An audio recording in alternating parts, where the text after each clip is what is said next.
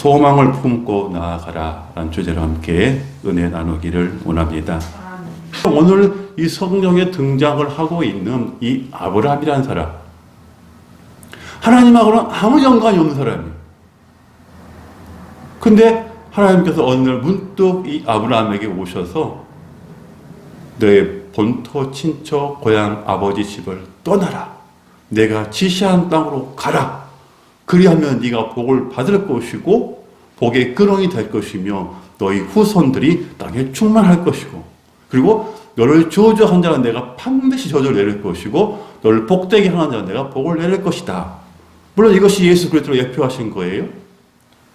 그렇지만 이 사람에게, 이 아브라함에게 하나님이 지시하신 것이 있어요. 내가 너를 복되게 할 것이다. 그러나 한 가지 방법이 있다.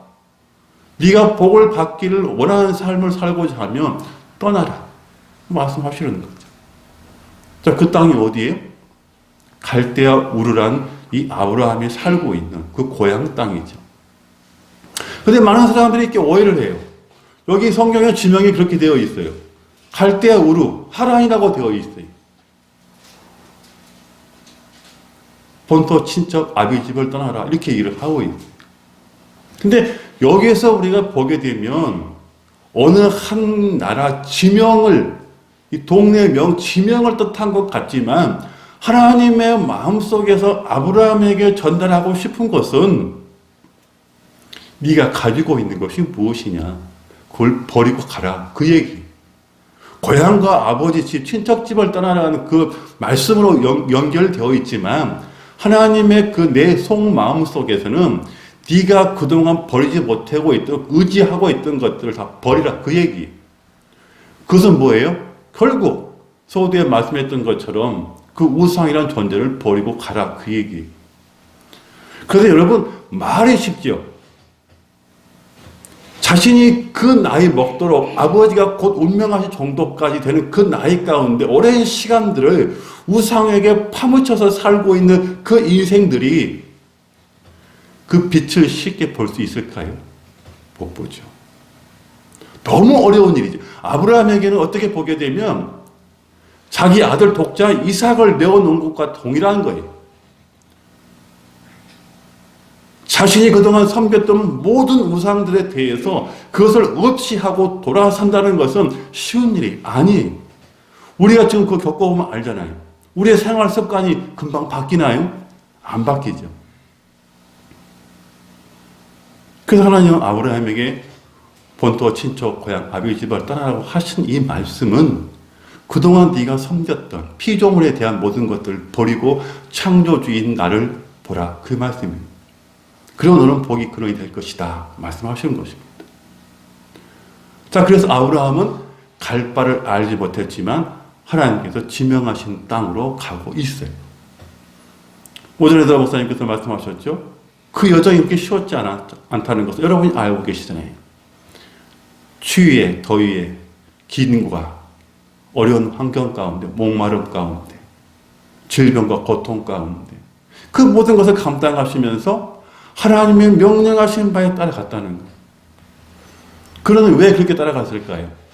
무엇 때문에 그렇게 갔을까요? 성경은 그 대답을 이렇게 해주고 있다는 거예요. 이 아브라함의 고향을 떠나야 했고 그리고 하나님의 명령하심의 부분에 대해서 움직였다는 이 부분들, 그런 갈 바를 알지 못했지만 거기서 하나님 지시대로 순종했다라고 하는 부분이 있어요. 여기에 보게 되면 그 데라라는 사람이 나오는데 아브라함의 아버지라고 나와요. 그러면 아브라함의 형제가 누구예요? 하란이라는 사람이 나와요. 근데 하란이라는 사람은 그 데라의 아버지보다 먼저 거기서 죽게 돼요. 이런 걸 보았을 때 아브라함에게는 혼동이 오는 거예요. 그동안 우상을 그렇게 잘 섬겼고 잘 지냈지만 왜 부모보다 형제가 먼저 앞서 가야 하는 거죠. 그런 것을 보았을 때 아브라함의 마음속에는 큰 번뇌가 일어나기 시작한 거예요. 그래서 하나님의 말씀에 의지해서 그런 길을 떠나게 됩니다. 그런데 오늘 이 아브라함은 누구에게 소망을 두고 갔어요? 그동안 자신이 섬겼던 그 갈대아 우르의 그 땅에 있는 그동안 섬겼던 그 우상들이 아니라 그 모든 부분의 친척들이 아니라 가장 의지할 것은 하나님에게 소망을 두고 그를 움직였다는 거예요. 아무것도 자기에게 계획된 것이 없지만 그 많은 사람들을 인솔해 나가면서 하나님께 온전히 소망을 두고 떠나갔다는 거예요. 그것이 오늘 아브라함이 하나님께서 칭찬하신 이유예요. 그래서 이 아브라함은 이렇게 하나님으로부터 복을 받게 됐는데 그것은 영적인 믿음의 조상이 되었다는 거예요. 그래서 그 후손을 통해서 예수 그리스도가 오늘 이 땅에 오시고 지금까지 살아계시는 거예요. 자, 아브라함의 역사는 이렇게 됐어요. 자, 아브라함도 갈 바를 몰랐지만 하나님께 소망을 두고 따라갔단 말이에요. 그가 말씀하신 대로 움직였단 말이에요. 어떠한 어려움과 환경이 있다고 할지라도 거기에 굴하지 아니하고 그 여호와 하나님만 바라보고 갔단 말이에요. 자신의 피부치보다도 더 아끼고 생명보다도 아꼈던 우상을 버리고 창조주시란 그 하나님, 여호와라 하신 그 하나님을 쫓아갔다고 하는 것이죠. 여기서 하나 우리가 검토할 것은 뭐냐면 아브라함의 형제 하란이 있고 지명의 하란이 있어요. 28절에서 보게 되면 이것은 아브라함의 형제 하란이고 31절에서 보게 되면 그 지명의 하란이에요. 이름은 똑같지만 달라요. 히브리어로 앞에 철자가 다른 거죠. 그래서 지명과 실명이 나오는 거예요. 자, 그것이 중요한 것이 아니고 우리가 성경을 알아가면서 아브라함이 이렇게 어려운 상황 가운데서도 하나님을 따라갔다. 그게 귀한 거예요. 자신의 모든 것을 버리고 갔다는 것. 그게 중요한 거예요. 그렇다면 아브라함은 이렇게 살았어요. 이삭도 그렇게 살았어요. 야곱도 그렇게 살아왔어요. 요셉도 그렇게 살아왔어요. 다윗도 그렇게 살아왔어요. 그럼 우리는 어떻게 할 거예요? 우리는 어떻게 살 거냐는 거죠. 우리도 복을 받고 살아야 되잖아요. 복의 근원이 누군지를 알고 있지만 왜 그분에게 복을 달라라고 우리는 초점을 못 맞추고 있냐는 거예요. 그러면 우리는 복을 받을 수가 있는 거고 그분에게 초점을 받지 못하면은 결국 우리는 복을 못 받는 거 아니에요. 다른 데서는 복의 통로가 될 수가 없으니까. 그분이 우리에게 복을 주시기를 원하시니까. 그렇다면 우리 사랑하는 샘터교의 모든 성도님들은 이제 새롭게 시작하는 이 한 해를 통해서 복을 받고 복을 누리며 복을 베풀며 살아야 할 거 아니에요. 그러면 그 복의 근원 되신 분이 누구냐는 것을 알아야죠. 그럼 바로 저와 여러분을 창조하신 분이라는 거죠. 그분이 오늘 우리들에게 복을 주시기를 원하는데 그분이 먼저 우리에게 앞서 하시는 말씀이 있다는 거예요. 네 마음 가운데 조금이라도 나보다 더 사랑한 것이 있다면 그걸 버리라. 그걸 버리고 나를 따라오라. 그 말씀 하시잖아요. 그럼 우리는 이 말씀에 따라가면 우리는 하나님의 인도함을 받는 거예요. 그러면 인도함을 받는다는 것은 곧 복을 받는다는 그 얘기예요. 하나님이 인도하시고 하나님이 우리를 창조하신다고 하시는데 무엇이 우리의 걸림돌이 될 수 있냐는 거죠. 설사 우리가 물 가운데 지난다고 할지라도 그 물에서 건지실 것이고 불 가운데 간다고 할지라도 거기서 건지실 거 아니겠어요? 자, 그 예표랑 그 대표적인 인물이 누구예요? 모세와 다니엘이잖아요. 그들은 어떻게 했습니까? 물 속에서도 불 속에서도 여호와를 의지하며 그에게 소망을 두며 그는 살아났잖아요. 그럼 우리도 이 어려운 시대를 살아가면서 우리도 하나님께 복을 받고 살아야 할 게 아니에요. 그럼 우리는 하나님의 초점을 맞춰 가야죠. 그것이 복 받는 비결이니까. 다른 데서 복을 줄 수가 없으니까. 그렇다면 오늘 우리는 이제 어떻게 움직여야 할까요? 그 움직이는 과정을 우리는 어떻게 그려가야 할까요? 그래서 로마서 15장 12절에 13절에서는 정확하게 말씀하고 있어요.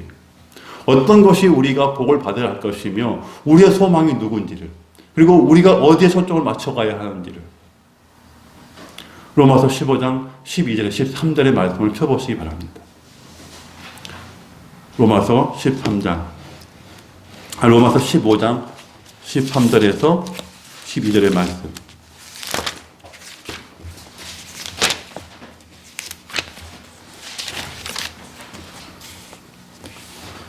로마서 15장 12절에서 13절에 이렇게 기록을 합니다. 또 이사야가 이르되 이새의 뿌리 곧 열방을 다스리시기 위하여 일어나시는 이가 있으니 열방이 그에게 소망을 두리라 하였느니라. 소망의 하나님이 모든 기쁨과 평강을 믿음 안에서 너희에게 충만하게 하사 성령의 능력으로 소망이 넘치게 하시기를 원하노라. 아멘. 바로 이거라는 거예요. 우리의 소망은 하나님이 되어야 돼요. 우리가 살기 위해서 살아가는 방법이 하나님께 소망이 있다는 거예요. 그분에게 우리가 소망을 둬야 한다는 거예요. 그래야만 평강의 하나님이 우리를 기뻐하신다는 거예요. 복을 받기를 원하면서 복의 창조주가 되시고 복의 근원 되신 그분을 제해 두고 바다에나 산에나 들에나 공중에나 우리가 절을 한다면 이건 말이 안 되잖아요. 그래서 우리의 복 주시는 개념을 버려야 해요. 떠나야 돼요. 내 손으로 일해서 내가 복을 만들어갈 수는 없는 거예요. 그 손 일하는 것에 대해서 거기에 복을 주셔야 되는 거예요. 그래서 잠언서에는 뭐라고 말씀하셔요? 내 손으로 하는 것에 대해서 먹고 살 것이다. 그리고 그 손으로 하는 것에 대해서 하나님 복 주심이라 말씀하시는 거예요. 그 복을 우리는 받아야 하는 거예요. 그래서 오직 우리의 소망은 여호와 하나님, 그분이 되어셔야 되는 것이고 성령님의 인도를 받아야 하는 거예요. 그래야 우리가 복의 길을 따라가는 거고 그분에 대해 소망을 잃지 않는 거예요. 나의 친구가 전화가 와서 많은 얘기를 해서 오랜만에 만났죠.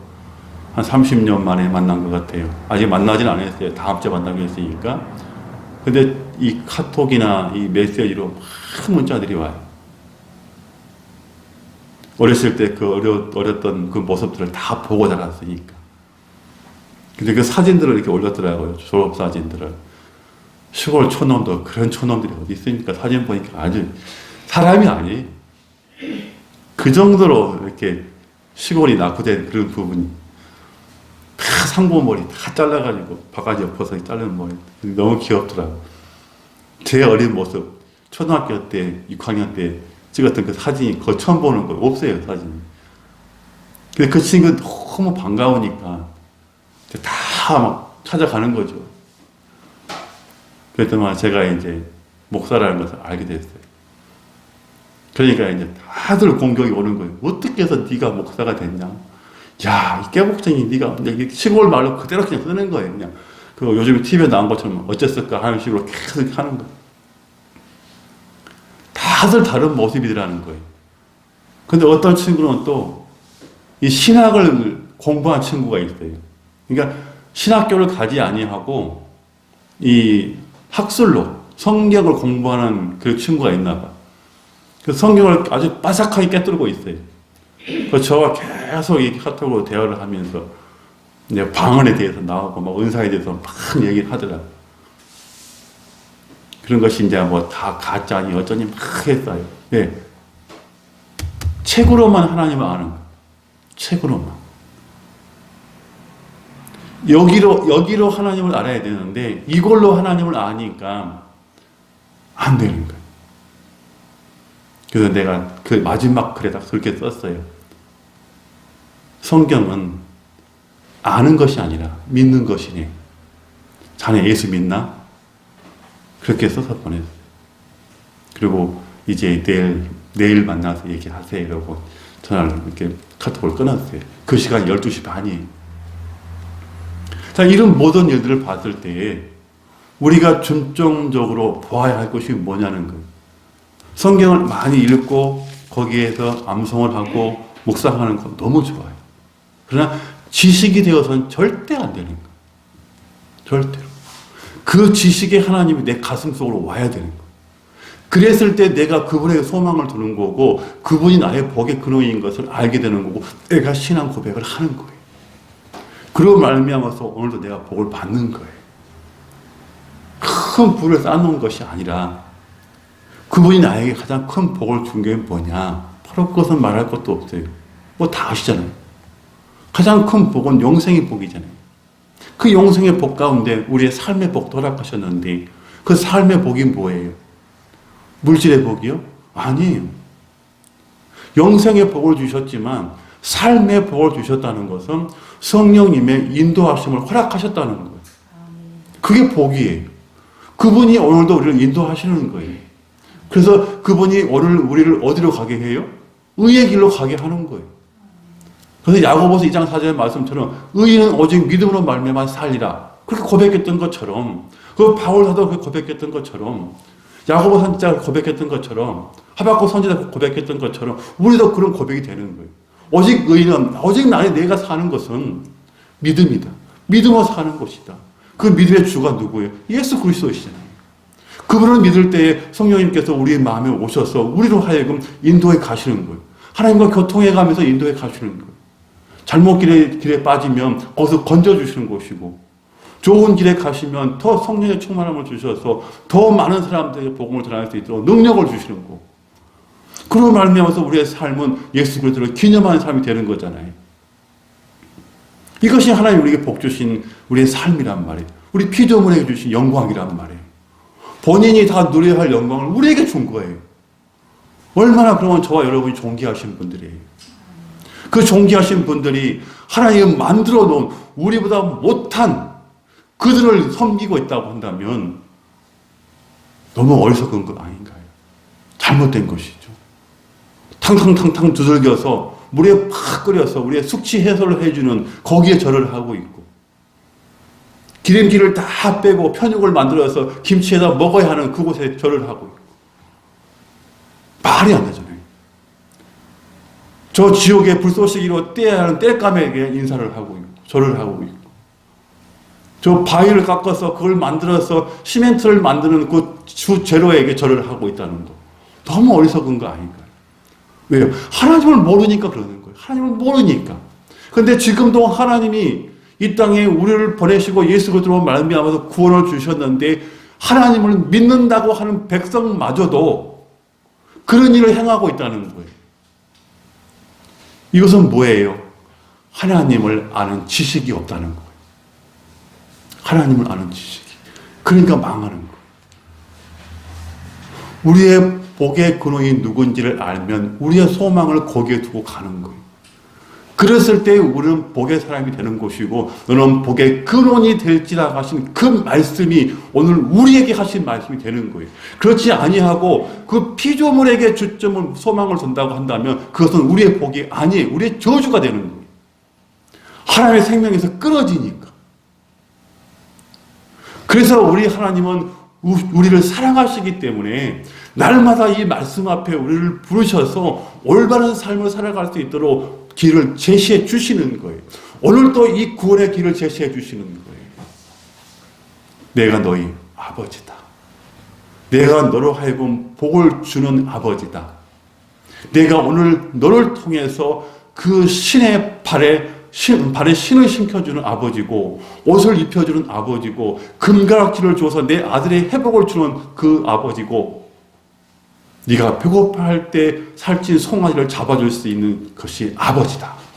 말씀하시는 거예요. 여러분은 어떤 길을 선택하시겠어요?